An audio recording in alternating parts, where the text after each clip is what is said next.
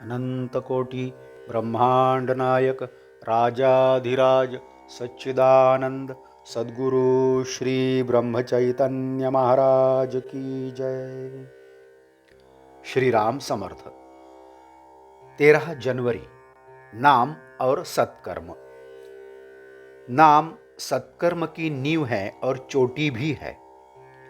भगवान के स्मरण में किया हुआ कर्म ही सत्कर्म की श्रेणी का होता है। भगवान का विस्मरण होकर किया हुआ कर्म सत्कर्म नहीं हो सकता। मान लो कोई व्यक्ति मुंह से केवल राम राम कह रहा हो और उसे भगवान का विस्मरण हो गया हो, तो बताइए कि उसका नाम स्मरण सत्कर्म होगा? वास्तव में नाम स्मरण स्वयं सिद्ध होने के कारण जाने अनजाने नाम स्मरण करने पर भी वह सत्कर्म ही कहलाता है, क्योंकि भगवान का यह वचन है, जहां मेरा नाम स्मरण हो वहां मैं हूं। तात्पर्य, भगवान का नाम स्मरण और भगवान ये दोनों अलग अलग हो ही नहीं सकते। जो नाम स्मरण कर रहा हो उसका ध्यान भगवान की ओर हो या न भी हो, फिर भी उसका कार्य सत्कर्म ही होगा। अन्य कर्म और नामस्मरण में बहुत बड़ा फर्क है। अन्य कर्मों की पूर्ति नामस्मरण के द्वारा होती है, उसमें सत्यत्व भी नामस्मरण से ही आता है।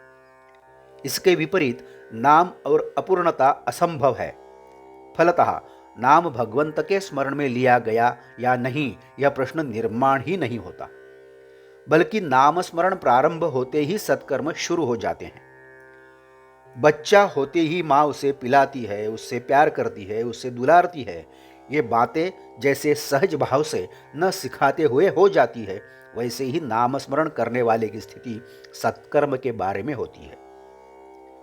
यदि मां से कहा जाए कि तू बच्चे को गोद में ले, लेकिन उससे प्यार मत कर, तो यह जैसे संभव नहीं, वैसे ही यदि नामस्मरण करने वाले से कहा जाए कि तुम सत्कर्म मत करो, तो वह भी संभव नहीं हो पाएगा।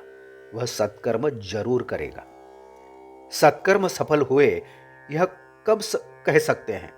जब नामस्मरण शुरू हो जाएगा।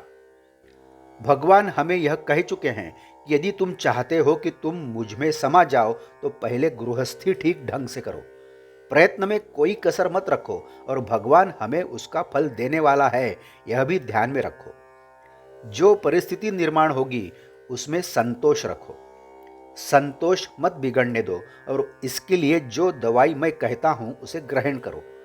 वह दवाई सब रोगों से मुक्त करेगी। जानते हो कि वह दवाई कौन सी है? वह दवाई है मेरा नाम। सचमुच तुम नाम स्मरण का अभ्यास करो।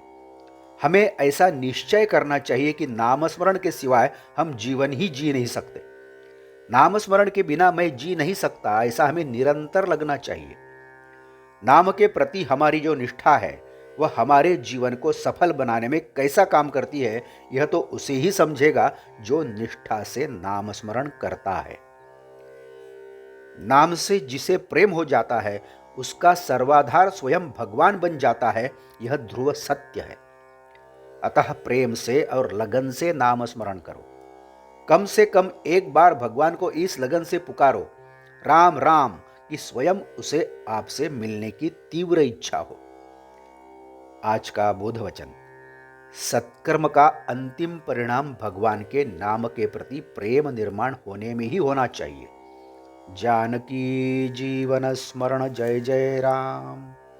नमस्कार। मराठी और हिंदी में श्री महाराज की प्रवचनें आप हर रोज सुन रहे हैं, लेकिन आपसे विनती है कि कृपया चैनल को भेंट देकर प्लेलिस्ट देखिए। प्लेलिस्ट के जरिए आप कोई भी प्रवचन अपनी सुविधा के अनुसार सुन सकते हैं।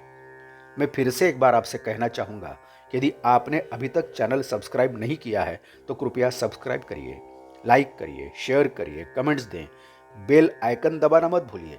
धन्यवाद। जय जय श्री राम।